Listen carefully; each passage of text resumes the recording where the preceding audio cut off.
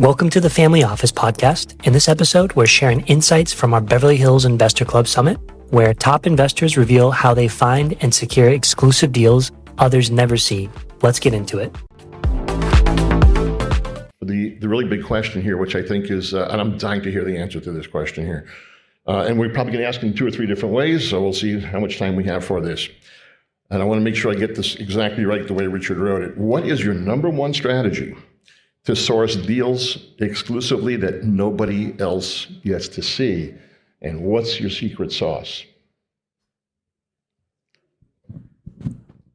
I mean, deals come from relationships, fundamentally. So I think probably everyone in this room has been emailed an unsolicited investment opportunity in the past. It's not that hard to find deals. They're everywhere. It is extremely difficult to find good deals. I mean, for example, Michael Scott came up here earlier and he said there's probably only 0.1% of investors that are, or entrepreneurs that are really worth investing in.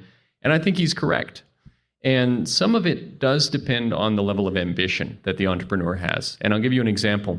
We tend to get 2 kind of deals presented to us at Impex. One of them is a straightforward opportunity that just needs a little bit of additional growth capital to take it to the next level.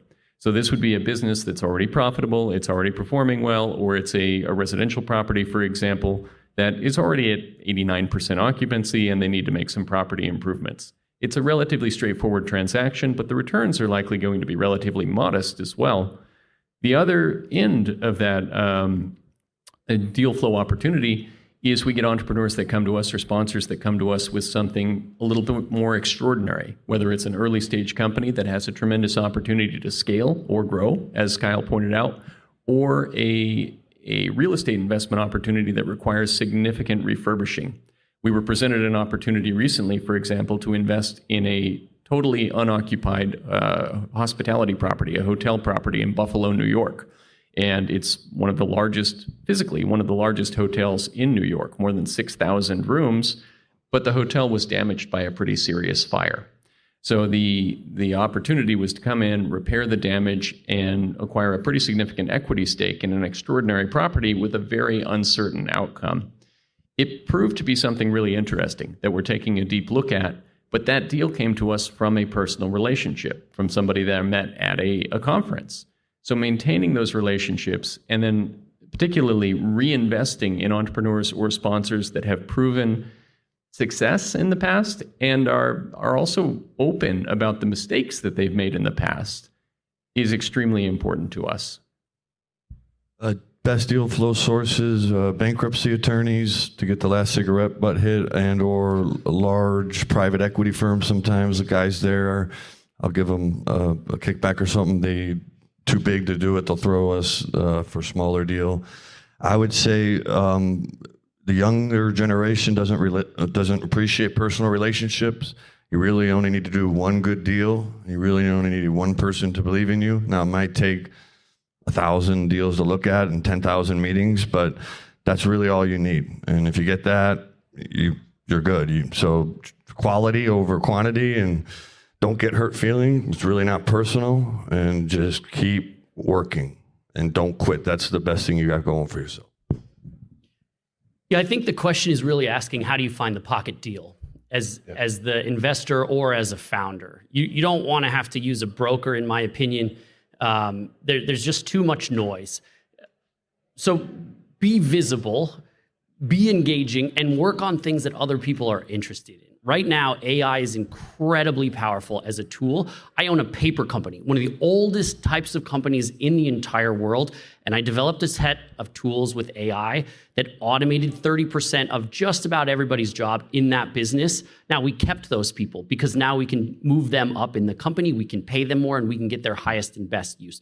Now, those people are talking to their friends, and they're saying, hey, if you're looking for a deal, call Windward Equity. Those are the guys that are going to help you grow. They're going to make your company better, and they're going to be the partner that you want. That also helps us get a better valuation from the beginning, because if people want to work with you, they're willing to make concessions because they want to grow the pie. It's less just about percentages. When the pie is bigger, those percentages become less important at the start. And it's very easy to be excited about a deal at the beginning. But the diligence is critical. And one thing that I'll mention is on when you get a huge volume of pitches that come in through your LinkedIn or through your email.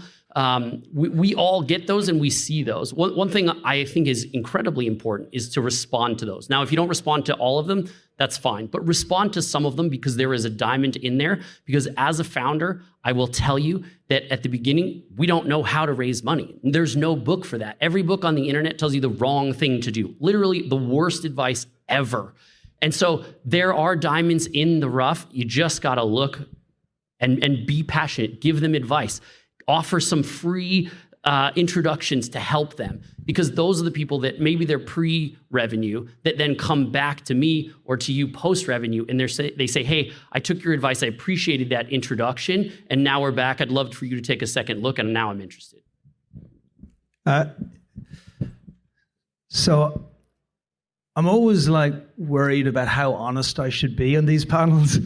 So I'm gonna move towards a place of honesty, actually. I'm not going to go down the usual road of friends and family and other folks around. The truth is, most people lie, right? Like, that's the thing. It's impossible that every single real estate fund in this room is the greatest real estate fund in the entire world and we're all going to be rich. Like, it's impossible that every single private equity firm, every venture capital firm, it's especially impossible for venture capital firms considering 50% lose money. Actually, if you're going to invest in a venture capital firm, you better make damn sure they're in the 1 or 2%. And that's not Andreessen or Sequoia or any of these types of people, because they're in the low teens stroke late. You're better off putting your money in a house. And so the truth is, most people lie. It's the same as interviews. Nobody ever goes to an interview and is saying, it's funny you asked that. I really suck, but I was hoping we could make it through like 60 minutes and you would think I was cool, because that would be really good. And so I think if we start that place ourselves of being really honest about what we're good at and what we suck at, it makes the job a lot easier, because otherwise you just randomly go through life trying to meet as many people as you can, trying to share a lot of stuff. I totally agree with Kyle. This man is like a great entrepreneur, but you got to be worthy of the quest. It's like any good movie. So the first thing you have to do is say, what is the thing that I'm doing and how good am I really? And if I'm not that good really, why the hell am I wasting everybody else's time? And then when you get to that moment, you say, okay, great. How do I position myself in a place of excellence, in this place where people come to me? So like we launched we didn't need to launch the fund. We didn't need to raise money. We had the money, but we had to position ourselves as one of the top venture capital firms in the world in a 5-year period of time. We had to position ourselves as one of the top venture capital firms in India in a 2-year period of time. And so we thought, how are we going to do that? It's not just by doing LinkedIn and other stuff. We got to do something special. So I took a place on top of the Santa Monica Mall. I waited until the mall was absolutely on its knees. And then when it was, I negotiated a very nice rent over there. And then I created that as Expert Dojo as the center of entrepreneurship, like the center of the ecosystem here in Southern California. Why did I do that? Because it's the only way to make sure that amazing people like Kyle actually come to me and they come around. So position yourself in a place that is separate from everyone else. If you're a financial advisor, don't be like everybody else out there. If you're a private equity firm, don't come with the same stupid pitch of like 10 slides about how you're going to get 25% returns. Put yourself into a place of excellence. Number 2, build up your domain dominance. You have to show, I suck at private. We've done 300 investments in early stage venture. First 50, I was such a fucking idiot. Like, I really was. I literally invested in somebody who wanted to do like clothing for kids. And I'm sorry if anybody's doing that, but that's not a venture backable stuff. Like, somebody should have told me Irish people should not invest until they at least go through 30 to 40 investments. So like, become a place of domain dominance. Now I've got 300 kids. Like, I think of all of our companies as growing. Plus we've growth hacked with all of our companies. So they have very kindly helped me become very good at this space. Like, go to a place of learning. So I'm sorry, it's a long answer, but it's not just about, I'm going to call 15 people and they're going to give me loads of deal flow. Like, be the biggest baller in the space that you're in and be worthy. And that goes for guys and girls, right? And be worthy of like the deals that are coming through by treating them in a way that go really well, and then scream from the rooftops when you're getting success. And actually, I'll add one more piece if I can. I don't want to take the whole pound, but one more piece, which is when you're meeting people, Ask them for their best deal.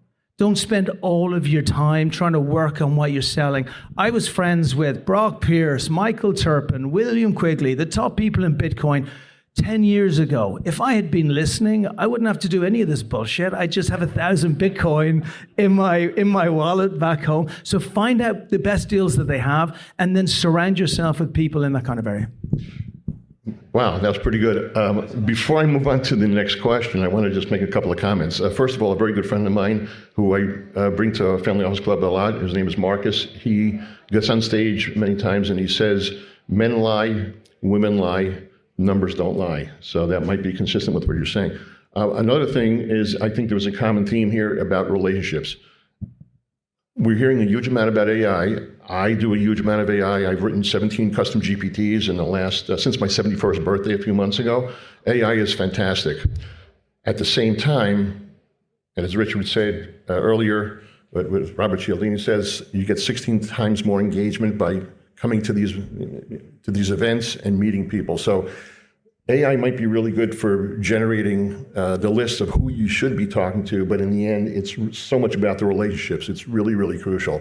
I come to these meetings for the relationships, and it's really fantastic on this. Thanks for listening to this episode on how top investors source exclusive deals. Stay tuned for our next discussion where we reveal how elite investors build deal flow without relying on brokers and how they find value where others don't. See you in the next episode.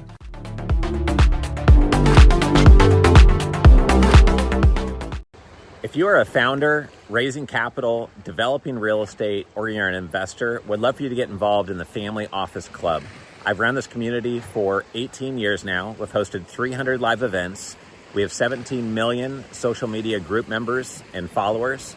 We have the #1 YouTube channel on family offices. We have the #1 most popular podcast on family offices. You can learn more about us and our membership options at familyoffices.com.